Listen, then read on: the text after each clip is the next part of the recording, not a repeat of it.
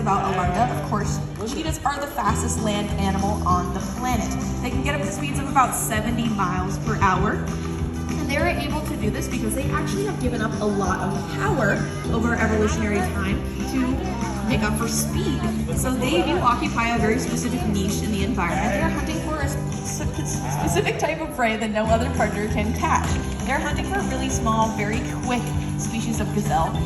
For example, Thompson's gazelle, which can run really, really quickly and no other predator can catch them. But these guys, cheetahs, can only run for about a quarter of a mile at that top speed. So what they're gonna have to be able to do is turn on a dime.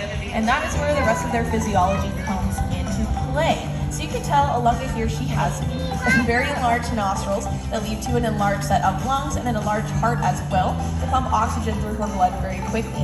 She also has a very flexible spine and long, graceful legs so that she can reach stride lengths of up to 22 feet.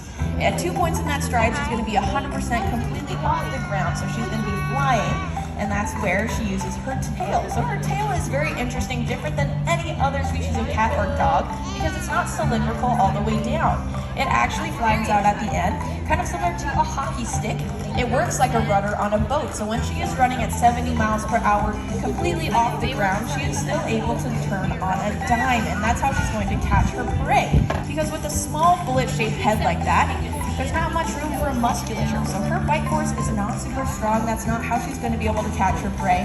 Her claws are also what's called semi-non-retractable, so they are out all the time, kind of more similar to Elvis's paws or our dogs at home, and meaning that her claws are not going to be sharp. They're going to be dull because they're out all the time. So no bite force, no very powerful claws, so she is going to have to use her speed. So you can imagine getting into a car crash at 70 miles per hour on the freeway. That's not going to be fun. So she is going to speed up, sprint, knock over her prey, and using that very quick turning.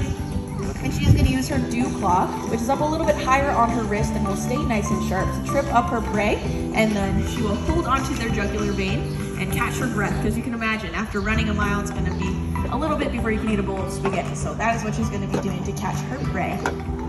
And they are only successful about 10 to 20% of the time, but they will just keep going until they are successful. So they are very good at what they do. Like I said, they occupy a very specific niche, so they are hunting for very quick prey, but they're also hunting during the day. So cheetahs are what's called a diurnal hunter. So they are hunting during the hot heat of the savanna where they live, and that is where those little stripes underneath her eyes come into play as well. So those are what's called malar stripes, and we like to call them Serengeti sunglasses here, so they help to protect her eyes from the sun and help her see just a little bit better.